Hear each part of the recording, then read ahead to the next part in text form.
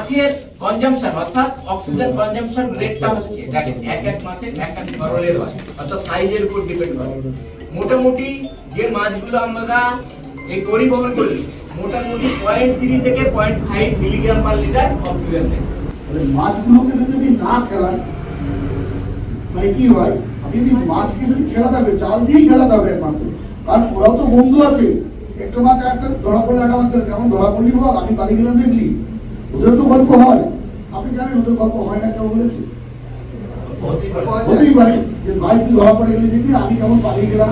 এটাই ওদের খেলা, যে আমাদেরকে ধরতে পারলো কি পারলো না। কিভাবে আধুনিক বিজ্ঞানসম্মত উপায়ে মাছ চাষ করবেন, কিভাবে তৈরি হবে মাছের খাবার, পুকুর মাছের স্বাস্থ্য ভালো থাকবে কিভাবে, সব নিয়েই কর্মশালা চলছে মুর্শিদাবাদের নবগ্রামের পলসন্ডায়। মৎস্য দপ্তরের উদ্যোগে ডিস্ট্রিক্ট ফিশারিজ অফিসার ট্রেনিং ও নবগ্রামের ব্লক ফিশারিজ এক্সটেনশন অফিসারের উপস্থিতিতেই চলছে 3 দিনের ট্রেনিং। আদমি প্রকল্পে বিজ্ঞানসম্মত কৃষির পাশাপাশি মৎস্য চাষেও দক্ষতা অর্জন করছেন নবগ্রামের জল ব্যবহারকারী সমিতির সদস্যরা। তারা অংশ নিচ্ছেন 5ই ফেব্রুয়ারি থেকে শুরু হওয়া 3 দিনের প্রশিক্ষণ শিবিরে। Polyculture and air breathing fish কালচারের উপরে এই 3 দিনের এই ট্রেনিংটা চলছে।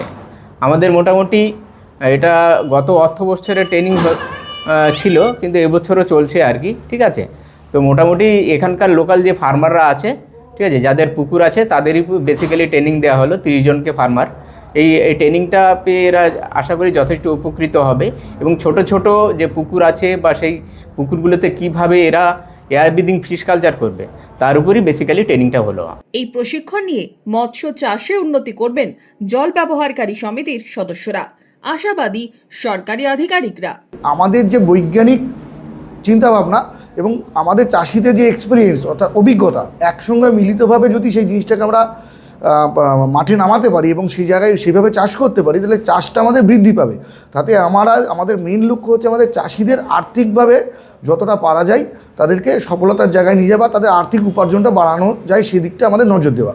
সেদিকটা নজর রেখেই আমরা বিভিন্ন বিষয় নিয়ে চাষের বৈজ্ঞানিক বিভিন্ন নতুন পদ্ধতি সম্বন্ধে তাদের সঙ্গে আলোচনা করি এবং তাদেরকে মাছ পরিবহন করলে সুবিধা বা মাছের পুকুরের প্রস্তুতিকরণ, তার সঙ্গে তাদের কাছ থেকে তাদের পুকুরে কী কী প্রবলেম হচ্ছে সেগুলো শুনলাম। যতটা পেরেছি আমরা তাদেরকে আমাদের তরফ থেকে তাদের সেই সমস্যাগুলো যাতে আর ভবিষ্যতে না হয় সেই সৎ পরামর্শ দিয়েছি এবং আগামী দিনে আশা করব এই ট্রেনিং এই সহায়তা করবে যাতে ভবিষ্যতে এদের আর্থিক সফলতা আনবে এবং তার সঙ্গে মাছ চাষ আগামী দিনে বাড়বে।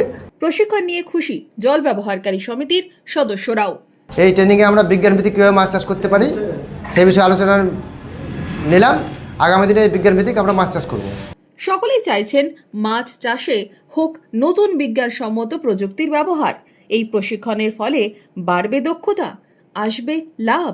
আমাদের নিজস্ব দিঘিও আছে বড় বড়, আর সমিতি থেকে যেগুলো কেটে দিয়েছে তাতেও চাষ করছি। তবে আমরা ওই নিজের পদ্ধতিতে আগে থেকে যেভাবে করতাম ওই চাষই করতাম। এখন প্রশিক্ষণ যেটা পেলাম বৈজ্ঞানিক পদ্ধতিতে, আমরা চেষ্টা করব আগামী দিনে এইভাবেই মাছ চাষ করার। 3 দিনের প্রশিক্ষণে মৎস্য দপ্তরের আধিকারিকদের পাশাপাশি উপস্থিত ছিলেন আদমি প্রকল্পের আধিকারিকরা, ছিলেন আদমি প্রকল্পের সাপোর্ট অর্গানাইজেশন ইমাজিন সংস্থার প্রতিনিধিরাও। Bureau report, imagine community media.